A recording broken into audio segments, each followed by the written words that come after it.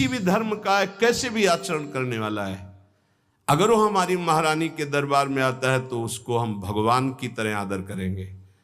उसको एक जैसे हम सबका आदर करते हैं ऐसे उसका आदर करेंगे, किसी से भी घृणा नहीं। त्रिभुवन में ये तो पक्का समझ लीजिए, किसी से भी घृणा नहीं। घृणा शब्द भक्त के हृदय में नहीं होता, किसी से भी घृणा नहीं।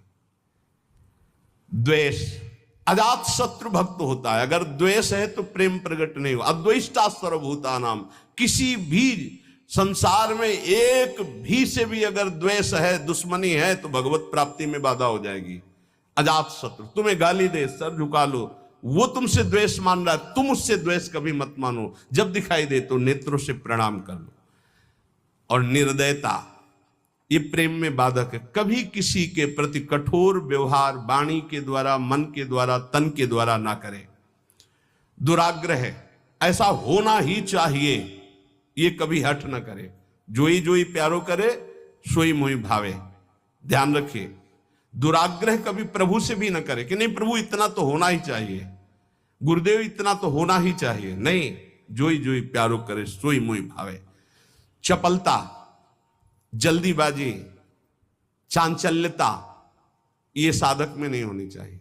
गंभीर स्वभाव, जो कार्य करे बहुत ठीक से करे। एक साधक अपनी सेवा में है, उनसे आप कोई भी जल्दी काम को वो नहीं करेंगे। कार्य दे दो, छोड़ दो। अगर पात्र मार्जन करना है तो जब वो मार्जन करके निकले बाहर तो आप देख लेना निर्दोष हर पात्र चमकता हुआ मिलेगा। पर आप कह दो 5 मिनट में करो तो वो नहीं करेंगे। जो सेवा दोगे वो सेवा होगी, पर सांगो पांग होगी, उन्हें छेड़ो मत। वो अपने आप पूरा नाम जप करते एकदम, पोछा लगाना छोड़ दो, उसे बोलो मत, बस सेवा दे दो। वो आराम से पूरे भवन में पोछा लगा के शांत, उसे छेड़ो मत। अगर जल्दी करो तो पोछा रख दे खड़ा है, आप छेड़ो मत, सेवा दे दो। तो जब वो सेवा में होते तो हम कह देते उसको छेड़ो मत, वो अपनी सेवा पूरी सांगो पांग करेगा, पर उसे छेड़ो मत। ऐसा ही उपासक का स्वभाव होना चाहिए।